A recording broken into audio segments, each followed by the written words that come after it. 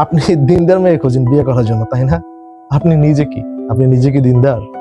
একটা মেয়েকে তার বাবা ছোটবেলা থেকে দিনের শিক্ষা দিয়েছে, তাকে দিনের পথে চলার জন্য তাকে লালন পালন করেছে। আপনি মনে করেন কি 20-22 বছর পর্যন্ত বা 18 বছর পর্যন্ত যে মেয়েটাকে সে দিনের ভিতরে রাখছে, সে আপনার মতো যে সিগারেট খান, যে সুদের সাথে সম্পৃক্ত, ব্যাংকে চাকরি করেন, তারপর হচ্ছে আপনি নামাজ ঠিকভাবে পড়েন না, আপনার কাছে তার মেয়ে বিয়ে দেবে আপনার মনে হয়?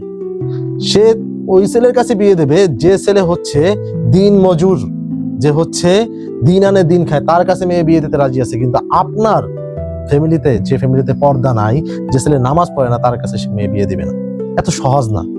আপনি 10টা প্রেম করবেন, আপনি 10 জায়গায় হচ্ছে নষ্টামি করে আসবেন, তারপর আপনি দিনদার মেয়ে খুঁজবেন, এত সোজা? পৃথিবীতে এত সোজা? নিজে দিনদার হন, তারপর দিনদার মেয়ে খুঁজেন। আর বোনদেরকেও বলছি, একসাথে আপনার বিল গেটস আর দিনদার একসাথে পাওয়া যায় না।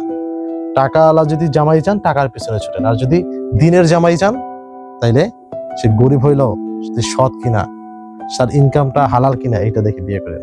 আল্লাহ হাফেজ।